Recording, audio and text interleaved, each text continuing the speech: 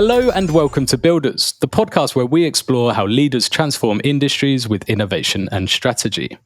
Today we're joined by Annie von Heijne, Manager of Data and Analytics Transformation at EcoGroup.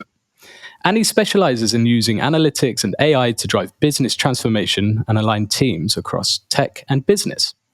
EcoGroup, one of Sweden's leading retail companies, is renowned for its focus on customer-centric innovation and its ability to stay ahead in a highly competitive market. We're excited to hear Annie's insights on integrating analytics into strategy, fostering collaboration, and using data to fuel growth. Annie, a warm welcome to the podcast. How's it going? Thanks so much. Happy to be here. And happy to have you here. Let's start, shall we, with a little bit about your background before getting into the work at EcoGroup. So tell us a bit about yourself and what came before. I guess the theme of my career up until now, at least, has been business transformation in general. I started out as a management consultant, having a background in studying business, and worked then with transformation of business processes. I did a little bit of a tour into the media industry, but still had a sort of strategic business transformation focus there as well, and then landed at the ICA Sweden, which is then the grocery business within the ICA Group, some 6 years back now. And then I actually started on the business side, again, working with driving strategic projects and enhancing the way things were done, I would say. But quite quickly, I took the step over to the other side, which was then analytics. And sort of the foundation for finding those projects and how we made the decisions into what the solutions might be.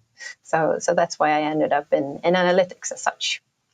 Fantastic. And what sparked this kind of passion for analytics and AI? Was there anything? I mean, I think it started very much there, using data and analysis as the foundation for understanding how are things going, where are we headed, how can we improve, and having this sort of very grounded view that we need to base all of those decisions on facts. I think that was sort of what pulled me over to the other side. But then I would say, I mean, I've had quite a few different roles within analytics since, and I think what's still keeping me here is, it sounds maybe a little bit of a cliche, but I do actually feel that we're creating sort of the future. I think data is at the basis of like all the strategic business decisions that we're making, and the strategic bets that we're looking at, and enabling us as a company to actually be able to do those bets, take that future, and drive that growth. I think that's still very, very relevant and very engaging. So, it's become a passion, I would say. Super. And can you explain what the role of manager of data and analytics transformation, I mentioned it earlier, what it entails, why it's critical in today's kind of data-driven business landscape? And I do get that question a lot because it's not a common role, I would say. Yeah, but right, I think, I mean, having worked with this area now for some time, I think it's become quite evident to me that the journey around using data and analytics and AI as well to be able to actually create value is so much more than just data or the actual analytic solutions that our team builds. It's so much also the way that they're used, the way that they're actually integrated into our business processes, and the fact that we actually do make decisions based on the insights that we're creating, for example. And that has very much to do with the way we shape our processes out in the business, I would say, but also the skill sets, the competencies we have, the way we make sure that people actually get on board and understand how they should view the outputs they get from, say, a model or a report that they're looking at. So I think the need for change management or some sort of transformation support has become quite evident to me across the years. So that was something that we have been working with for quite some time, but we actually enforced a bigger focus on it just since a little bit over a year ago when we formed my team and the role that I currently have today. So what we do focus mainly on, at least has been the focus up until now, has been a lot on the strategy side. And then that strategy not for us as a function, I mean, we sit within the data and analytics function centrally at the ICA group, mainly focusing on ICA Sweden, but supporting all of our companies. So we have a pharmacy, we have a retail business, and a real estate business, and such. And I think what we have seen is that we actually need to put focus on the transformation journey for the company as a whole. So it's strategy around analytics, or strategy around AI, or strategy around data for the entire company. So that's one part. And the other part is more the hands-on transformation support. And that could be everything from educations, it could be inspiration sessions that we run, or it could also be just sitting down with a business leader, for example, and coaching them on how can they look at these questions from where they are at, where are they at in terms of maturity using data, analytics, AI, all of these things, and how do they progress, and how can that actually help them in reaching their goals and progressing their businesses. Yeah. So it's both very large scale down to quite small. And can you, just for those listeners that might not be aware of, the work that, or the kind of industry or industries that the kind of EcoGroup is in, maybe you could just touch upon exactly what it is EcoGroup is doing. Absolutely. I mean, the core is the grocery business that we have in Sweden, with around 1,300 stores across the company. And I mean, EcoGroup was founded, or ICA Sweden was founded over 100 years ago. So it's quite a legacy that we're working with, which is fantastic. It's a super strong brand in Sweden. But like I mentioned, we are building a universe around the customer, like you mentioned at the start. So we also have then a pharmacy. We have a small real estate company, which basically supports our pharmacy and our stores. And we also have a bank and insurance company to, again, meet the customer in many of their interactions on a daily basis. And our aim is to actually make that every day a little bit easier, which I really think we can do, especially using data and analytics, because we do meet the customer very often in all of our different companies. So the majority still is the grocery business, but we have this universe around the customer, which is super exciting. Super, yeah. Like you say, kind of meeting the customer kind of in lots of different touch points here is really interesting strategy. Can you share some examples of how the technologies you're using are kind of transforming the business today? Like, how has ICA, for example, how is it using analytics to enhance, I don't know, supply chain efficiency or improve customer personalization, whatever it might be? Well, there are many, I would say, but let's talk about the customer journey, because that's one we started quite a long ago. So of course, again, understanding the customer, but also building like a more personalized experience for the customer has been something that we've been working on for quite many years now with personalized campaigns, for example. But always, I think what we're aiming at is, again, making the user experience from a customer perspective easier and better. So that, of course, puts a lot of I would say, prerequisites on how we need to think using data, both in an ethical and a safe way, but also, again, to make sure that we actually do enhance the experience. So I'd say that's a big area. But of course, I mean, we have a big logistics function, and that's a big part of what we do. And optimizing that using everything from analytics to also using camera vision or new AI technologies is also something that we're definitely looking at and doing already today. So I think there are things we can do in basically all of our different business areas within the company using our capabilities. But I think the important thing is to make sure that we actually do it where we put sort of our strategy, our business strategy is what's always guiding what we should be doing. And I think that's a key way to make sure that, there's so much that can be done, right? But we need to pick the bets that we really believe in, and that will progress us in a way that we actually want as a business as such, and not just from a tech perspective. And I think that's something that I care a lot about, to make sure that we do the right things and not just the cool things or the fun things or what we can do.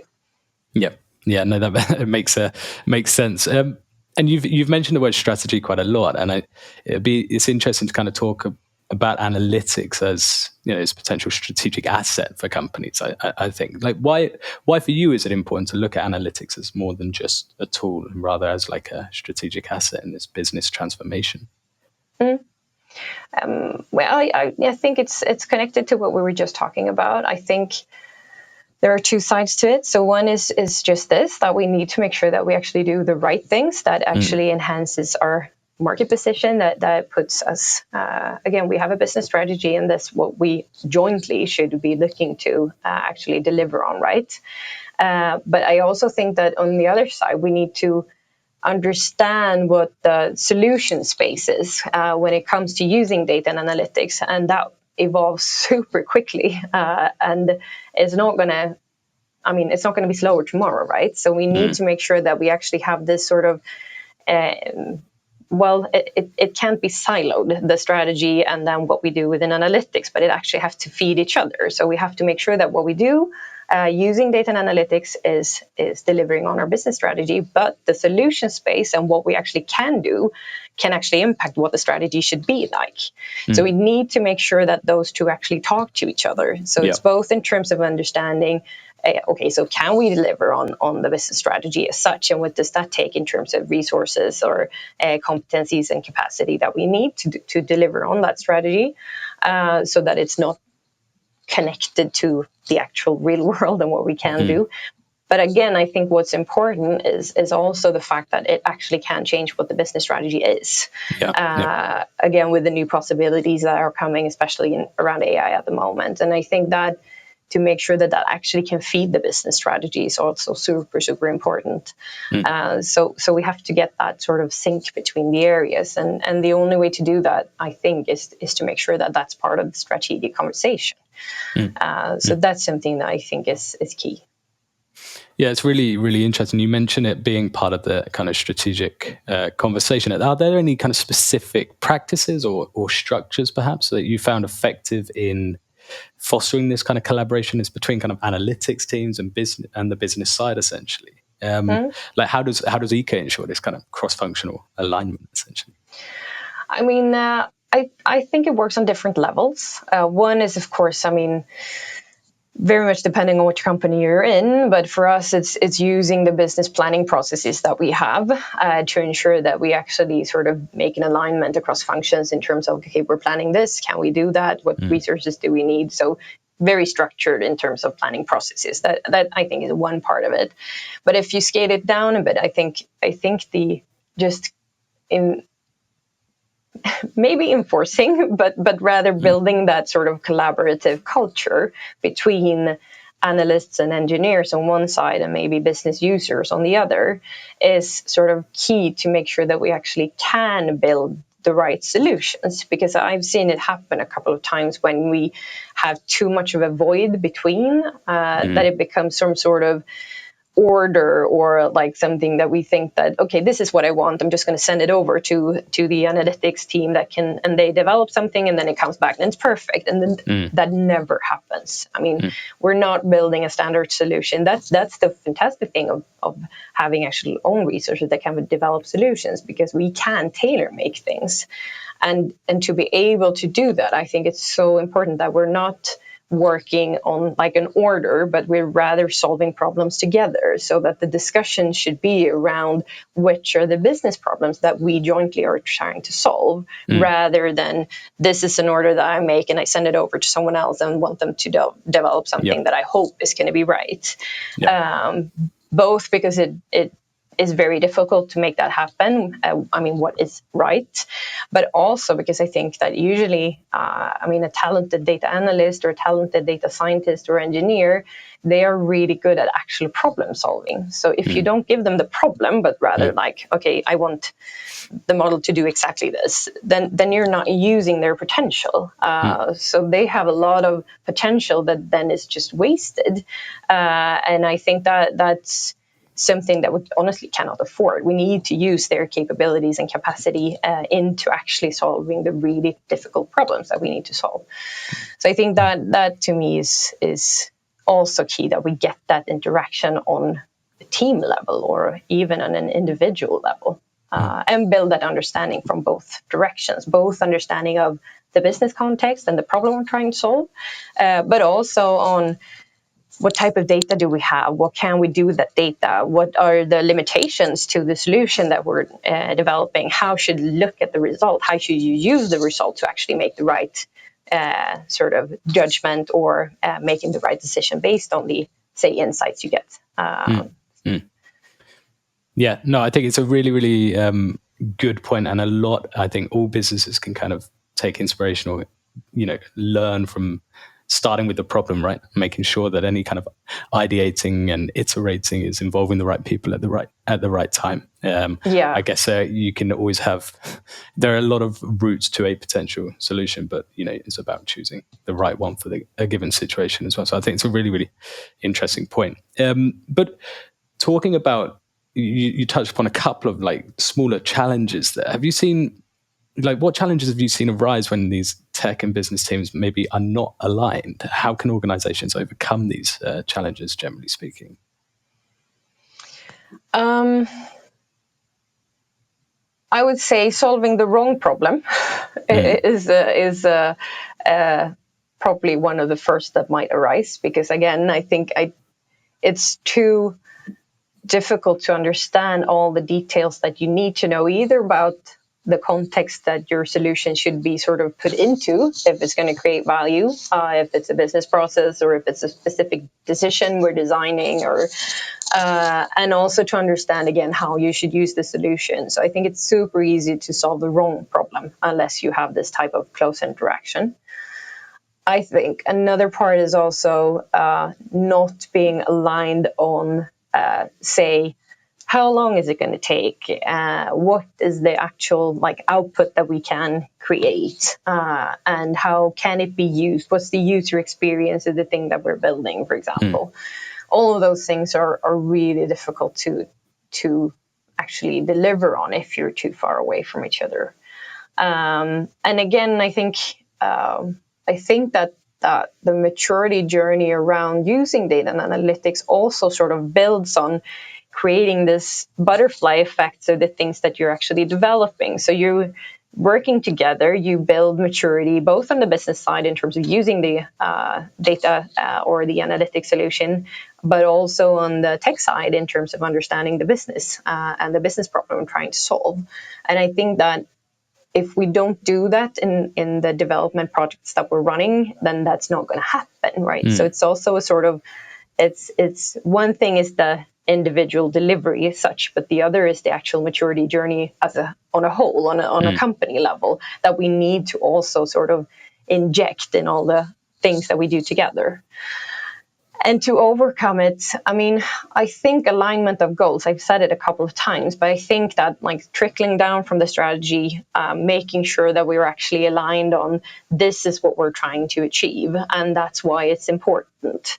And understanding this, why we're doing things, and why is it important for all of us, not for that function as such and that function as such, but jointly, this is what we're trying to achieve. I think that, to me at least, has been the most successful way to go about it, to make sure that we actually find those common problems that we're trying to solve and understand what's the value that's going to come out of it. That's really engaging. And it's usually, I mean, in my experience, people do think this is fun when you sort of get into the details and understand what you can do and what it actually can deliver in terms of value. So to me, I think that alignment of goal and making sure that you actually do work together and not as separate functions. Maybe it's not the same team, but maybe virtual teams or how you make that work. But getting that feeling of us together towards a common goal is, at least in my experience, the best way to go about it. Yeah, really, really well put. And what does your team currently look like at ICA? You mentioned that you put the team together, a year ago, did you say? In the beginning, what does it look like? What roles are in that team? I have a really small team at the moment, which was actually the point, and I can come back to that. I have a team of me plus two, we call them transformation leads. And the idea of being, and we do support, we support mainly ICA Sweden, the grocery business, but we do support the other companies in the group as well. But the idea, I think the important lesson that we've learned across the years when driving maturity around data and analytics is that you can't take the ownership away from the one who's actually doing the transformation. So if you have a business unit who actually is the one who's doing this maturity journey, maybe with support from us, it's so important that it's not us driving that, but rather them driving it and us supporting them in the journey. And I think we have to be sort of a scarce resource, not to take that ownership away from the ones who should have it. So I think to be able to succeed, you need, say, a business leader who puts this top of their agenda, who actually drives that transformation. They don't have to have all the skills or the knowledge or anything. We can support with that, but they need to be the one sort of spearheading the transformation journey. Because we can never do that in a legitimate way from the side. It has to be owned by the function that's actually going to change or going to adopt new technology. And I think that has been a critical part in designing my team to make sure that we actually don't become a big pool of resources that can sort of step in and take over this ownership, but rather being this sort of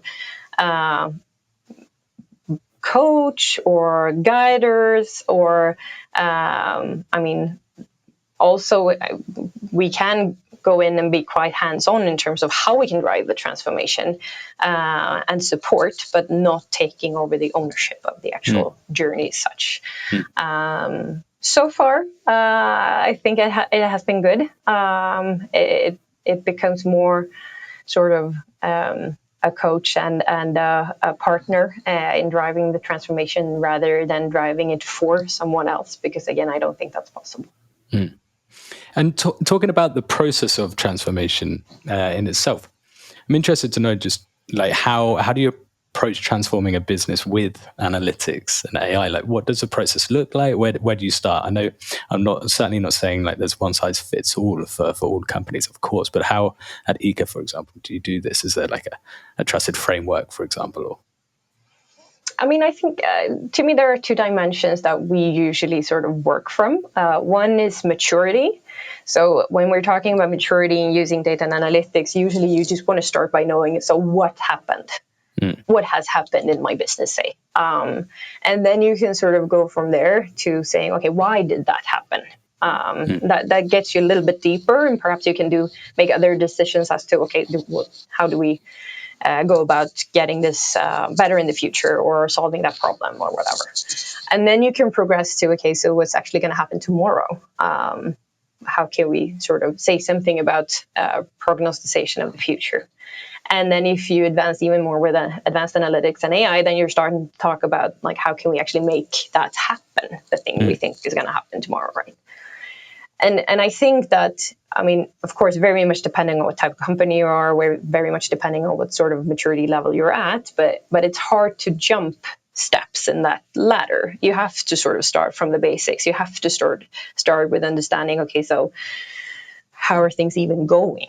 And then we can start to advance, because if you jump too quickly across those steps, I think it's both in terms of trust of data and data quality, the analysis as such, and also being used to, if you're not using any type of decision support that is data driven and going to super advanced AI model, then that's going to be quite a scary jump, right? And the tricky part, especially if you're talking about just the part of analytics, which is started out in business intelligence, and then like building insights and making a good foundation again for making decisions. I think that, you can choose if you want to make that decision based on that data, or if you just want to use your gut feeling like you did yesterday.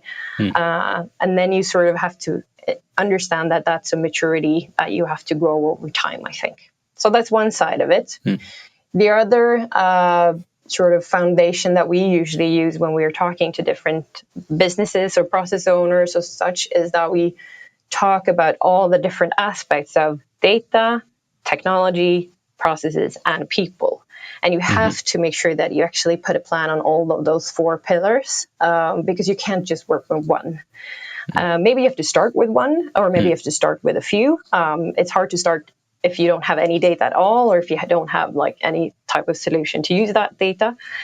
But I think it's very often that I've seen that it's very easy to focus on the data that you don't have, or the tech solution that you don't have. But a lot of this has to do, again, with making sure that you actually have processes that can ensure, for example, data quality. Or, for example, that you're actually going to use the solution that's being developed or bought.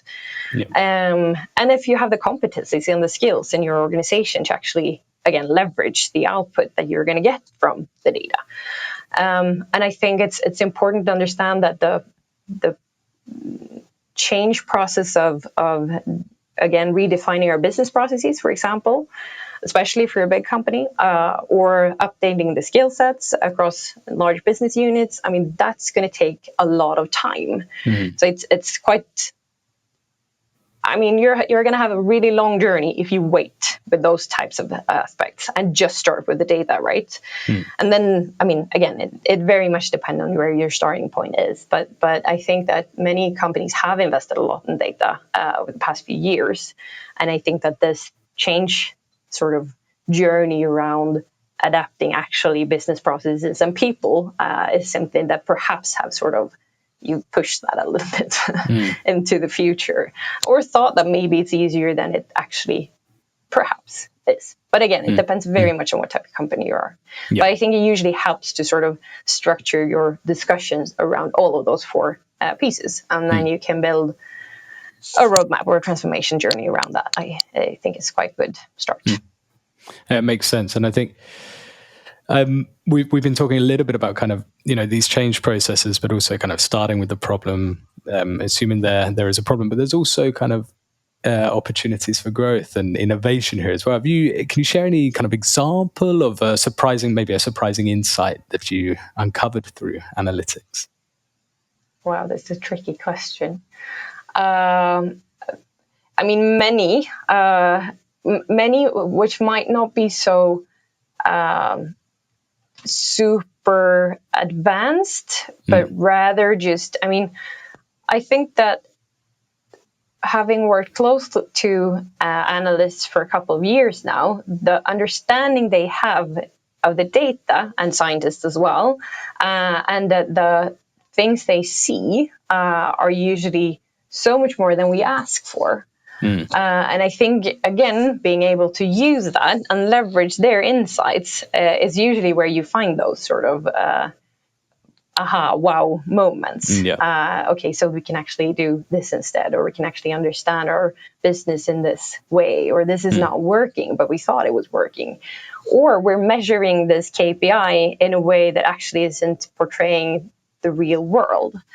So many of those sort of aha moments perhaps aren't so fancy AI futuristic, but they're very close to heart in terms of the business processes. So I think that usually, that has been perhaps more revolutionary in the smaller sense. And then, of course, the more transformative cases are usually a little bit more advanced. But I think that those things that are more like you have an understanding, or you think you understand the way your business works, but then you actually realize that it doesn't when you start looking at the data and the data flows and doing your analysis. I think those have been perhaps more sort of transformative on an individual or a team level, I would say. Yeah, it's a really, really good point. And I have like experience of that here at Proxify as well. Not to kind of go into exactly what it was that happened, but it can be quite a humbling experience if you. Right. There was one situation where I was really, really, really, really sure. It was my gut feeling, but I was still like, I'm 99.9% sure here that if we add something, specific to a specific model here as like a parameter, this is going to have a big impact on how we do something. And then we look into the data first and say, okay, does it according to the data that we have and the history of our processes? Is this true or not? And it wasn't true. And I was like, we need to run the analysis again. It has to be true. I don't trust it. It's like, right? what? But it's humbling in that sense, right? It's humbling. It is humbling. And again, coming back to change management, I think that has to be something that you need to sort of account for, that is actually going to happen. And that the initial thought might be you're not trusting the output or you're not trusting the data as such. Then that's the immediate response, right? So again, I think that you have to make sure that you understand that could be a part of such a transformation project. You actually have to go back to super basics and maybe change your entire view of how things are actually being done or running, or what the customer likes or whatever, So again, I totally agree. Very humbling. And just quickly, what's been the most rewarding or let's say impactful project that you've worked on at the EcoGroup so far? I mean, I'm not going to take credit for any of the cool stuff that our development teams within analytics have done over the past years, even though that's something I'm super proud of to be part of, at least. But on like our team level, I think that the job that we've done quite recently on just strategy around AI, strategy around data, and not to say creating something just to say that we have a strategy, right? But actually having the discussions, talking about the difficult questions, making the decisions, updating the views that we have with us based on the fact that things are, again, changing super fast, making sure that we put it on the high strategic agenda for the company as such, and also in the process educating. I mean, very senior stakeholders, for example. A lot of this is, maybe not data, because that's been around for quite some time, but the things happening now with, say, generative AI, for example, it's new to them as well. And they need time and support in understanding they too. So, I think that has been important, and I feel that it's actually making a difference that we have something jointly that we can come back to and say that, okay, but we actually said this, so it can actually guide us. I would say that has been rewarding. And one more thing I thought of was we did quite a big learning initiative around AI for the company as a whole last year, which was a joint effort between our function and our learning function, learning and development.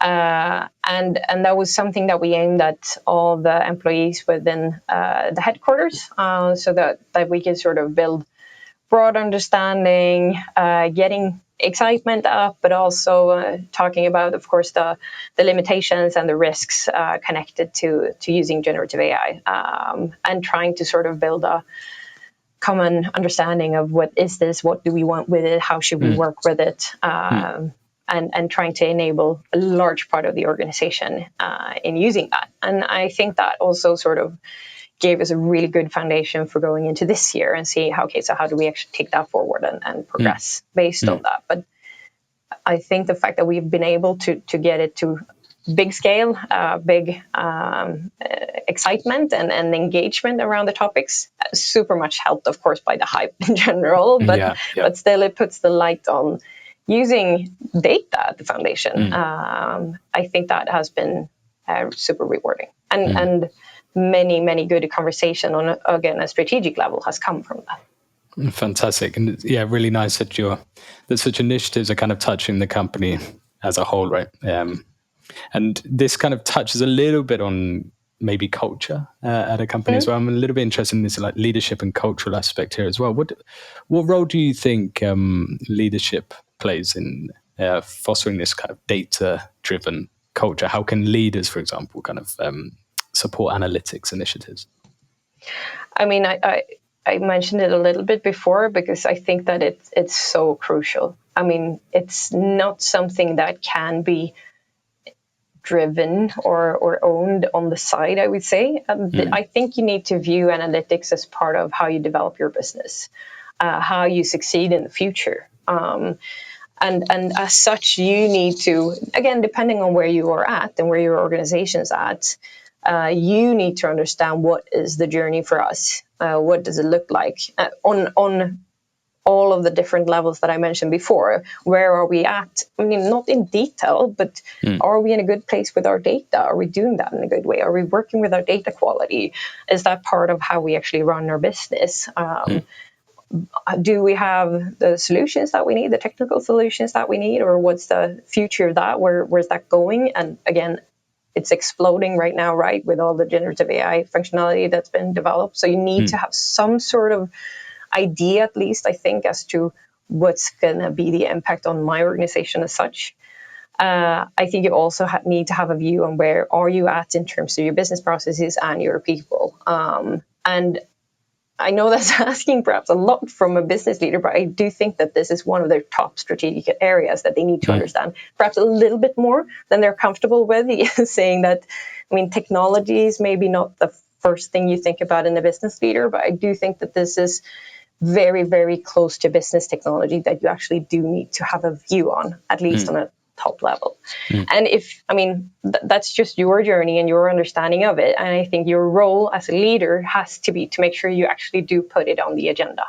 Yep. Because again, we're not going to be able to transform a business from the side. It has to be on the strategic agenda. It has to be something that you come back to. It has to come across in your prioritizations, because it's going to take time from your business to actually transform, right? So you need to make sure that prioritization is very, very clear. Otherwise, we're going to buy technical solutions or develop solutions that are actually not being used, and then that's just a waste of money, right? So you need to make sure that you actually do understand the entire journey, including the change that might need to happen in your organization. So I think that's on like a big level, but I think that it also has to do with how you act. It comes all the way down to behaviors in leaders, I think. Yep. Asking the right questions, actually asking for that substantial basis to make your decisions on, making sure that you always come back to just using that data and both to like progress every day, make sure that you're doing things a little bit better every day, but also setting that long term. Okay, so where are we actually heading? What's my function or our process is going to look like in the future? And are we actually building towards that with the capabilities that we have or the competencies as such? So I think it's both on a strategic level, but also on like a very sort of leadership, human behavioral level that you actually need to make sure that this is something that you live by and put on the agenda. Yeah, no, it's a really interesting point you mentioned about how they act, how they do, and kind of how that might inspire team members further down as well. So yeah, really, really interesting point. I'm also interested as to your thoughts on future trends in like retail analytics. Evolving rapidly. We've been talking a little bit about it. These new technologies are obviously shifting consumer expectations and not just how they shop, but where they shop, etc. What trends in retail analytics do you see shaping the future? How's ICA staying ahead? I mean, I think we're going to see even more personalization. I think that's something that the customers are expecting. And I mean, we work in both a very physical world with our stores, but also, of course, in a digital world where you can shop across the internet and our apps and all of those different interaction points that we do have with the customer. And to be able to meet a customer in a coherent way across all of those different channels that we have and in all the different offers that we as a whole ecosystem actually send to a customer. And that of course also means what we do with the pharmacy and the bank and all this universe that we have around the customer. I think that that's something that's going to be expected from us, that we keep evolving and keep updating. So you do get the like, why should I be in the ICA universe sort of? There has to be a USP to that. So I think that's definitely something. And then of course, I mean, I think lots is also happening in terms of again, using generative AI, perhaps now more looking into how can we become much more efficient in areas where perhaps that hasn't been a focus in the same sense that it has perhaps in the more traditional industries. So I think there's lots going to happen there, but I also think there is going to be interesting stuff in the sort of intersection between what I might call analytical AI or like AI where we scale decisions based on large amounts of data, right? And generative AI, and being able to sort of interact in a more, like, I would say, close to home way, or with natural language as such, for example, and talking to that data and getting perhaps even more insights. And I don't think that's specific to retail, but I think that that's definitely something that's going to come, and that's going to be interesting to see where that takes us. So to me, I hope that we have perhaps the future of analytics as such is changing quite rapidly as well, because I think that people are going to expect different things from being very close to the data and being able to use the data perhaps in new ways. So that's something that we're looking at. Really interesting. The fact that you mentioned these, I mean, these are kind of groundbreaking AI technologies that are coming through with Gen AI and everything. And I think there are a lot of use cases in retail with, personalized marketing, real-time analytics, route optimization. There's lots of kind of impact and affect ICA specifically here as well. You mentioned a few. How is ICA kind of embracing these technologies specifically to enhance like the customer experience and operational efficiency? Are there any kind of examples that you can touch upon? I mean, we're doing lots of testing to make sure that we actually, again, it's very new technologies. So we need to make sure that they are actually up to our standards when it comes to, again, both ethics and security and all of those things. So we're trying to find a good balance there in adopting, but also doing it in a sort of sensible way. So I think, at the moment we're still testing a lot of the solutions, at least when you're talking about the customer interfacing technologies that we have. So the app or the webpage that we have, for example. But I think, again, coming back to the theme that we were at with personalization and being able to talk to and interact with us perhaps in a different way, and more also efficiently, and perhaps in hours where you're not expecting someone to actually sit at the customer support phone or something like that. So I think there's lots that will happen, but I think we need to sort of find a good way to do that, especially when it comes to the customer interactions. Again, coming back to making sure that you have a brand that stays intact and that you can build with common sense over time. But again, we're testing a lot and we're trying a lot, I would say. So probably a lot more to come.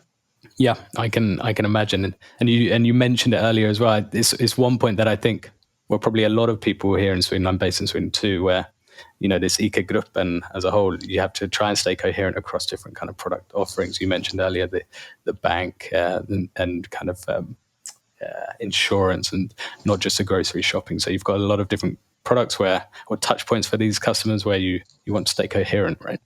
Yeah, absolutely. And I think that, again, with the ever-changing expectations that you have on a personal level as well, right? You as a user or you as a customer, given the fact that you meet so many super developed and very tailor-made solutions basically everywhere, no matter what you're going to do. That's the expectation level that you have. So definitely, that's not something that we have to keep up with and perhaps even push to make sure that we stay ahead. But I think it's important to do it in a coherent way across our channels, but also that is sort of aligned with our brand as such at the same time. And before I start wrapping up here, Annie, I'm interested in some practical advice for businesses, for those listening. For those businesses that might be early on in their analytics journey, if we put it that way. There are a lot of kind of tools, we've touched upon some of them here, that are much more accessible for them now. What advice would you give to them to help them kind of successfully incorporate analytics into their strategy? Or are there any pitfalls that you would say you have to avoid? I would say start small. Again, of course, it depends very much on what type of company you are. If you're startup or a young company, you probably have data at the center already. If you're a century old, like we are, then it's a different journey, right? But no matter what, I probably would say start small anyways, because I think you need to, it's hard to understand what the potential is, what are the prerequisites, what are the limitations, and what's the potential value that you can create, unless you have anything to actually show for. So find that first use case or business problem that you want to solve, and start there and show that you can actually create value, and then you can start thinking about scaling. Because I think you have to find a balance in investing in data, for example, or investing in technology. But I think to be able to actually scale, you need to start showing value quite quickly. So that would definitely be my starting point. Find those first few critical questions, preferably very much aligned with the business strategy. Again, yeah, back to that. I think that's a key point as well.